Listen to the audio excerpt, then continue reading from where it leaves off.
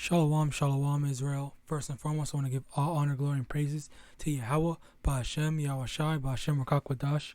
Double honors to the elders and apostles of Great Millstone who taught us the truth through the Spirit, and shalom to the mighty Akim and Akwaf out there who are diligently waiting to be delivered from this final captivity.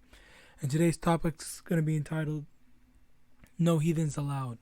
Okay, because this truth is a very exclusive thing, in the sense that you have to be descendant from Abraham, Isaac, and Jacob. So you have to be an Israelite to be a part of this truth. Slakia. So now we're going to get into that. Okay, so first, Deuteronomy chapter 7, verse 6. For thou art an holy people unto the Most High thy power. The Most High thy power has chosen thee to be a special people unto himself above all people that are upon the face of the earth. Okay, so right here it says that the Most High chose the Israelites to be a special people above all people. When you're above all people, it means that in that hierarchy, they're set and viewed as through the eyes of the Most High, Yahweh and Yahawashi, as better and superior than all the heathens. All right, and furthering that point with this precept, 2 Ezra chapter 6, verse 56. As for the other people which also come of Adam, thou hast said that they are nothing, but be like unto spittle, and hast likened the abundance of them unto a drop that falleth from a vessel. Okay, so over here it's already saying that the heathens are seen as nothing but spit. Okay, like that's how lowly they are. All right, and you continue on in the same chapter, verse 57. And now, O Yahweh, behold, these heathen which have been which have ever been reputed as nothing, furthering saying that they're nothing, they're treated as nothing and seen as nothing, have begun to be lords over us and to devour us. But we thy people, whom thou hast called thy firstborn, thy only begotten, and thy fervent lover, are given into their hands. Okay, so basically, what is it? Let me get that actually.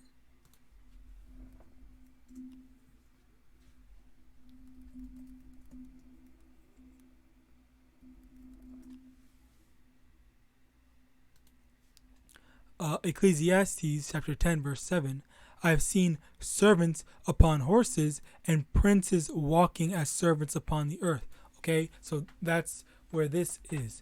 That shows that the people that are supposed to be at the bottom, that are supposed to be seen as inferior, they have the people that the Most High deems as holy and better than them. They have them in subjection.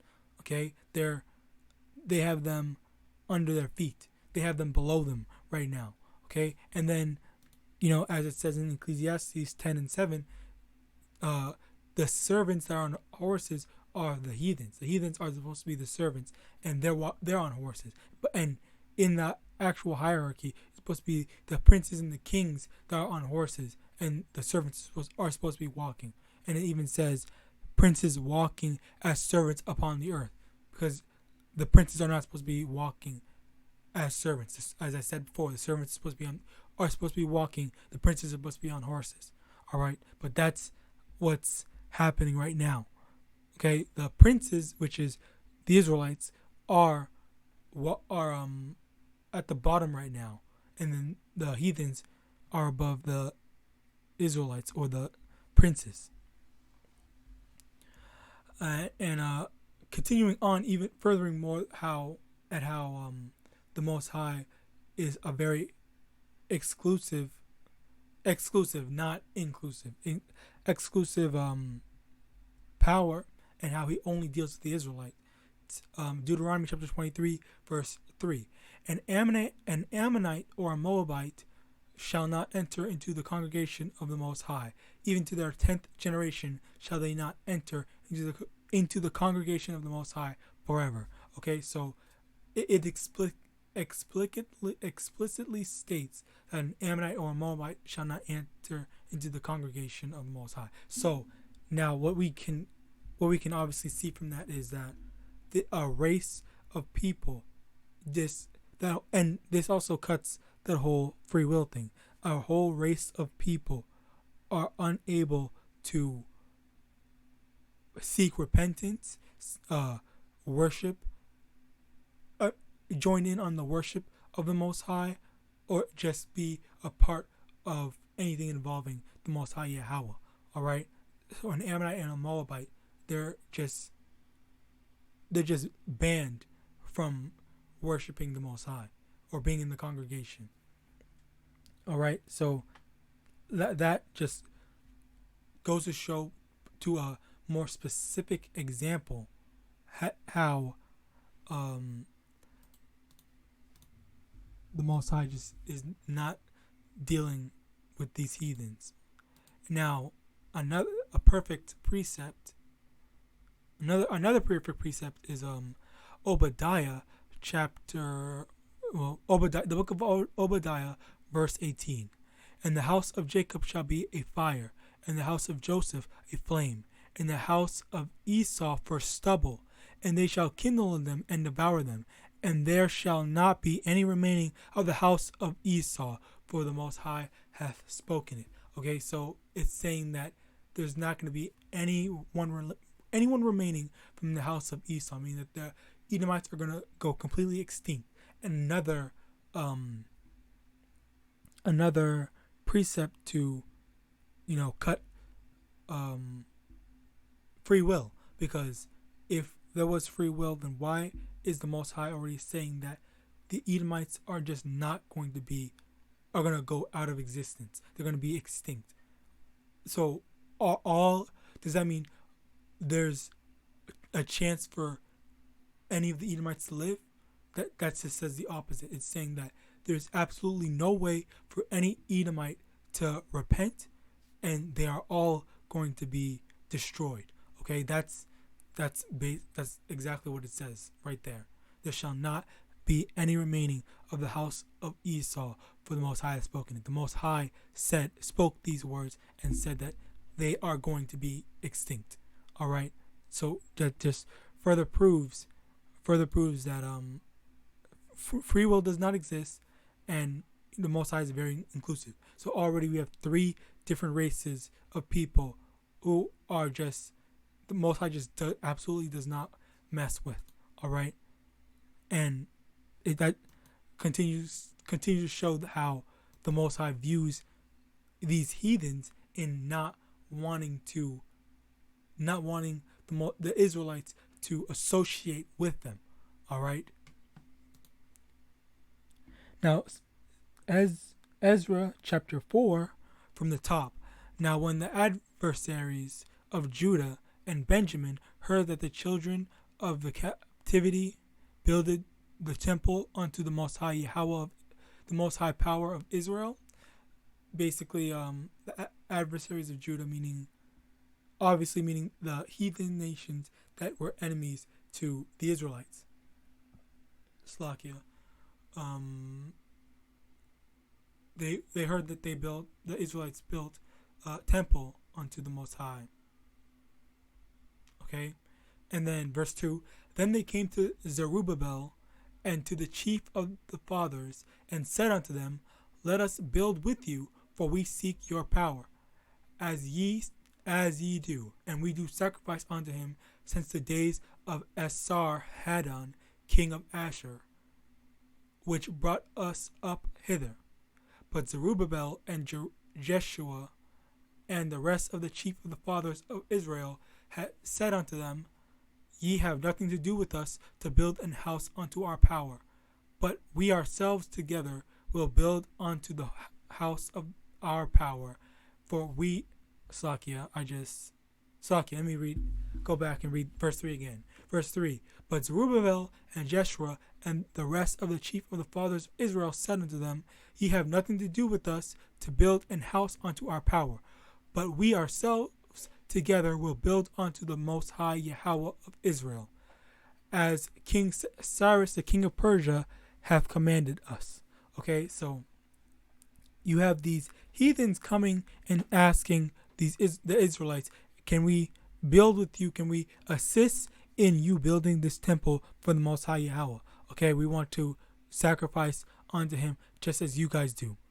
And then the Israelites' response to that was, no, back off. We have nothing to do with you.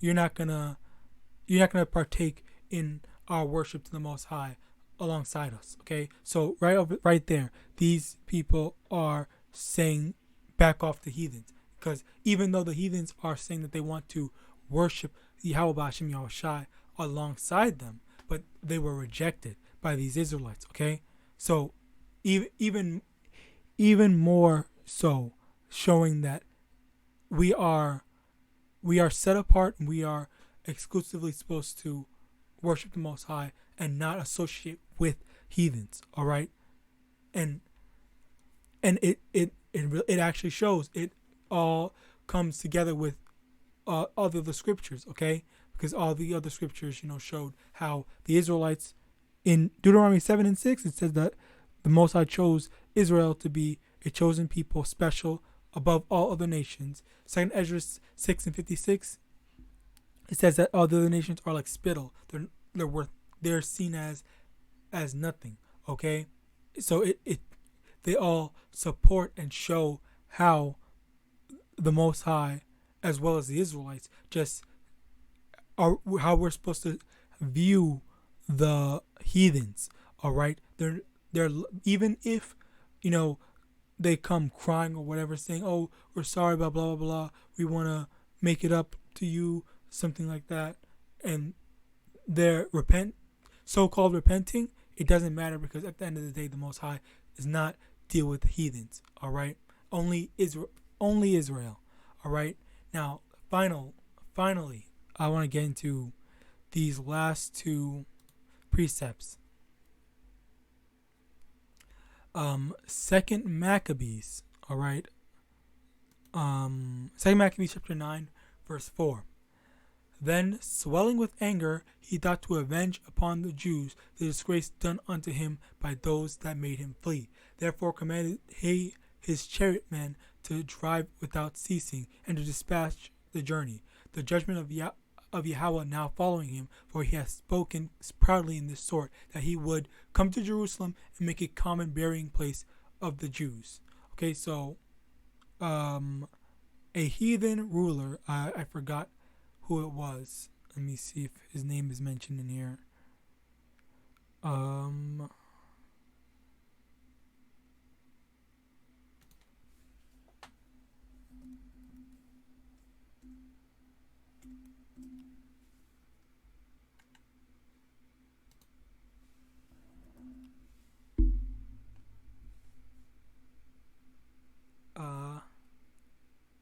Slakia, bear with me.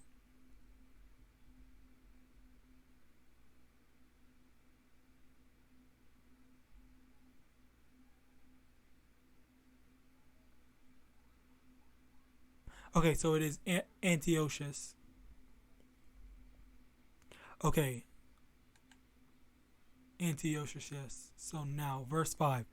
But the Most High Almighty, the power of Israel, smote him with an incurable and invisible plague, or as soon as he had spoken these words, a pain of the bowels that was remediless came upon him, and sore torments of the inner parts, and that most justly, for he had tormented other men's bowels with many and strange torments. Okay, so the Most High Yahawah smote Antiochus with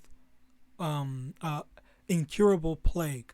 Okay, something that was basically, well, yeah, you guys know what incurable means. And funnily enough, in verse 6, it's saying most justly, because he had tormented other men. When he was tormenting people, he would torment people with through their bowels. Okay, so it was a very funny thing.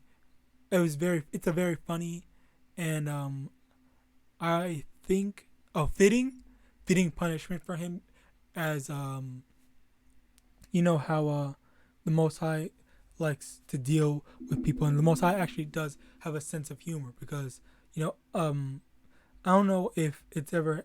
I'm pretty sure it's happened to a lot of people. Like, say for example, oh, someone killed somebody by shooting their legs off and letting them bleed out or something like that, and then the way that person who did that killing, that way, the Most High made it so that they would die the same way, like poetic justice or something like that. But it's actually it's the Most High YAHAWASHI giving them a fitting end, okay? Because they chose to do something wicked and a horrible torment, and the Most High is just repaying them back the same way, letting them giving them a taste of their own medicine, basically. All right. Now, verse 7 in 2 Maccabees chapter 9, verse 7. Howbeit he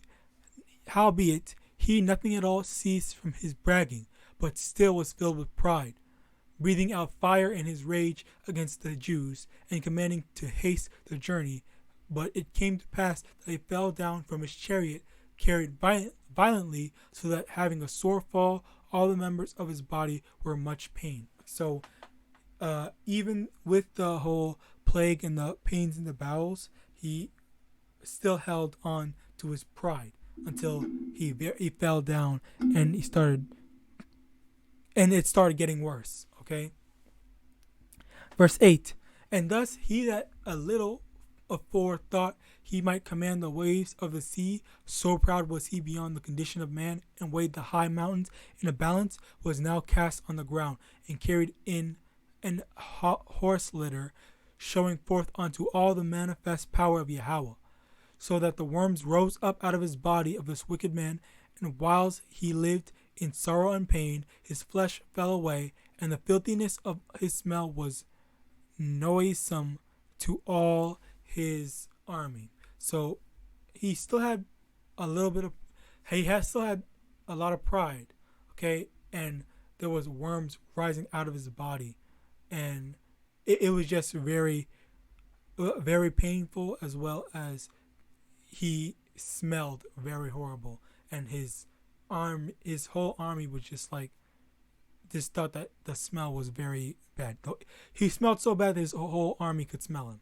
So continuing on in verse 10, and the man that thought a little afore he could reach to the stars of heaven, no man could endure to carry for his intolerable stink. Here therefore, being plagued, he began to leave off his great pride, and to come to the knowledge of himself by the scourge of Yahweh, his pain increasing every moment. And when he himself could not abide his own smell, he said these words: It is meet to be subject unto Yahweh, that a man that is mortal should not proudly think of himself as he were Yahweh. So now he's humbling himself down. Okay, so because he's in such great pain, because he realized his condition has made him realize that, okay, you know what, I am not the Most High. I am not a God in any sense of the word. Like, I'm just a man. I need to remember that being a mortal man, I am not no God, basically. So verse 13, this wicked person vowed also unto the Most High. So now here he's basically trying to make a deal, saying like, oh, YAHAWASHI, if you have mercy on me right now, I will do X, Y, and Z. And we're going to hear what X, Y, and Z is. So verse 13, once again, this wicked person vowed also unto the Most High, who now no more would have mercy upon him, saying thus, that the holy city to which he was going in haste to lay it even with the ground, and to make it a common burying place, he would set it at liberty. So he said, okay, I'm not going to destroy Jerusalem anymore. Verse 15, and as touching the Jews, whom he had judged not worthy so much as to be buried, but to be cast out with their children to be devoured of the fowls and wild beasts, he would make them all equals to the citizens of Athens. So he's not going to go killing the Israelites. He's going to make them equal. He's not gonna bother them anymore. He's just going to make them as if they're proper citizens in his city. All right, verse 16.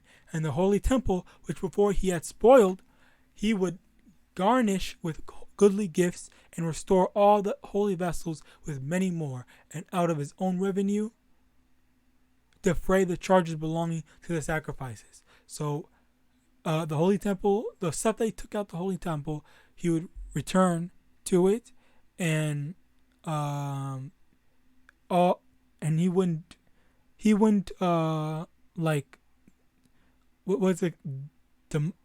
do anything to the temple anymore. Okay.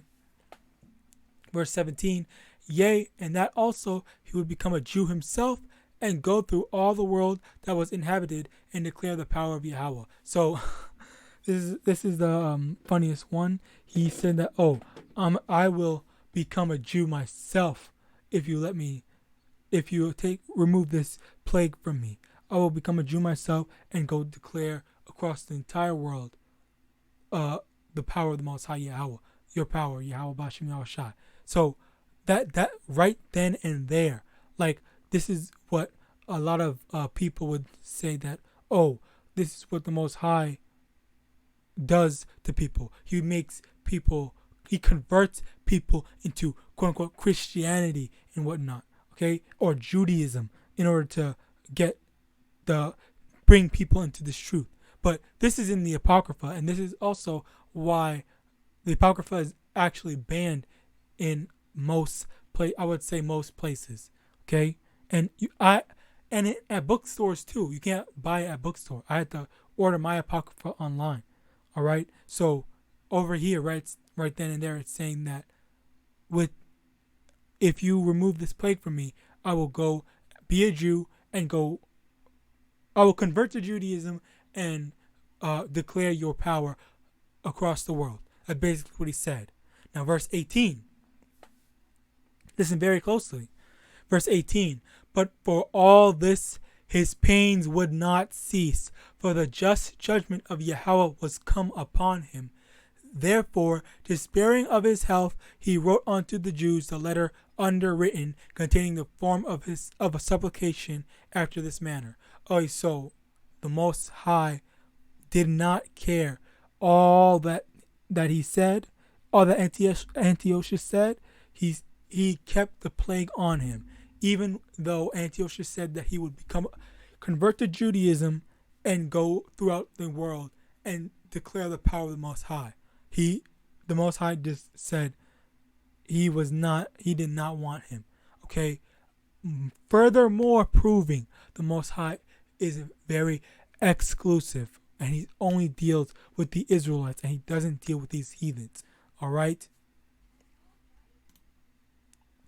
Now, I want to show a parallel to it. Okay. Well, maybe I should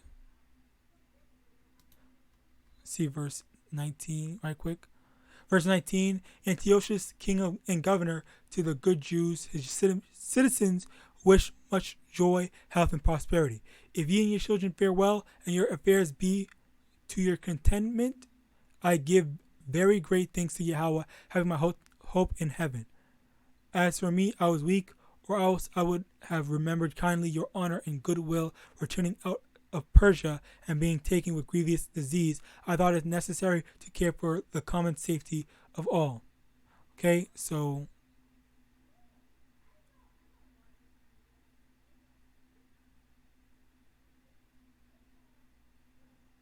jumping out to verse 28, thus the murderer and blasphemer, having suffered the most grievously as he entreated other men, so died he a miserable death in a strange country in the mountains. Okay, so at the end of the day, he died. He succumbed to his disease and died. All right. So, and you can read the rest of it. I just got down to the key points of it. The Most High did not remove the plague from him, and he died to it. But if we look at a parallel, a different, similar story, someone who's asking for mercy from the Most High.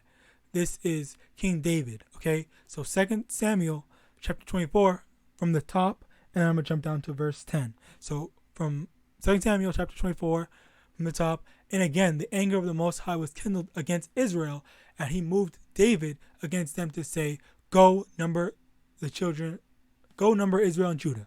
So the Most High was mad at Israel, okay? So now let's jump down. Let's jump down to verse 10.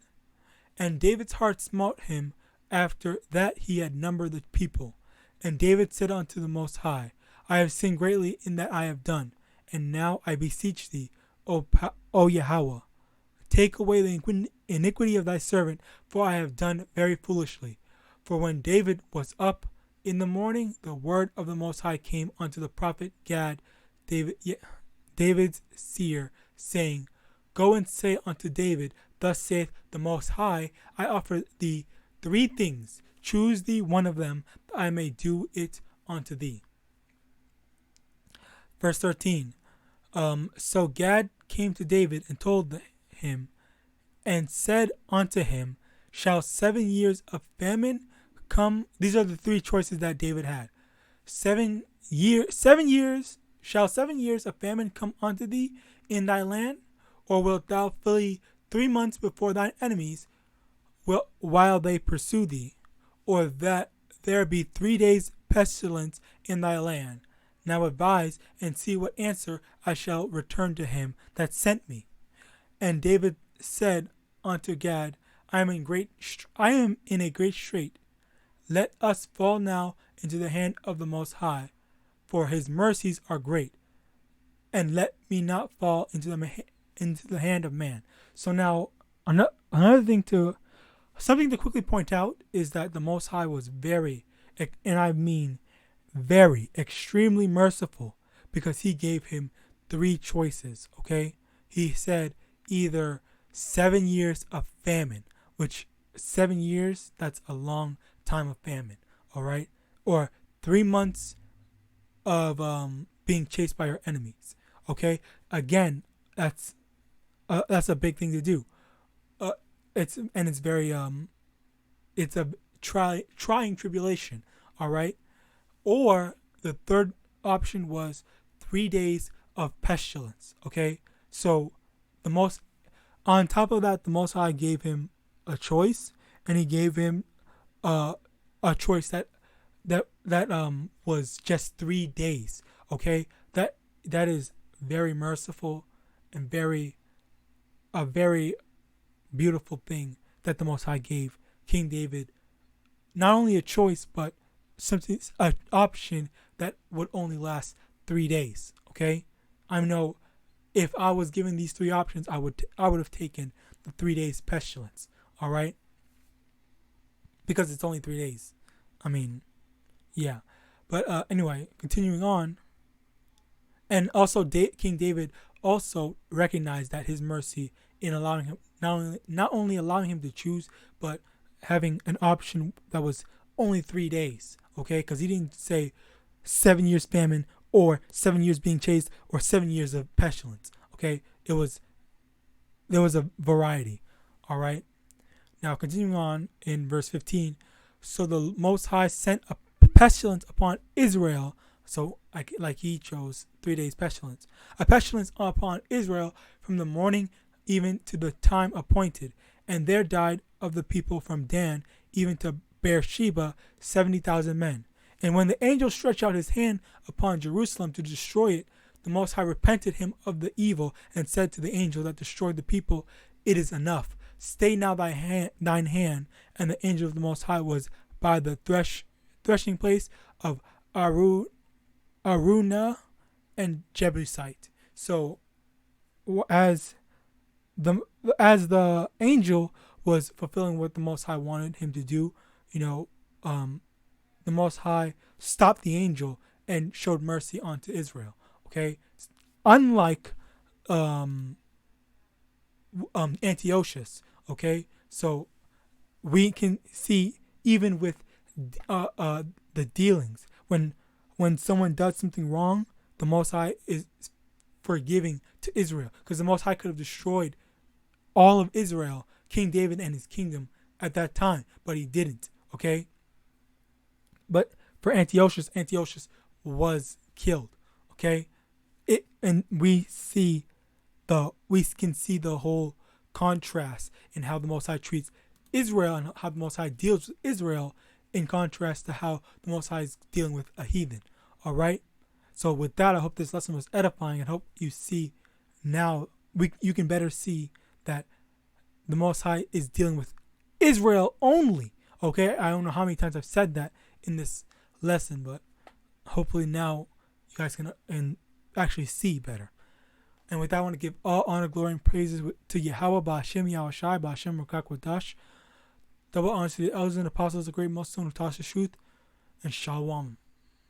And Shalom.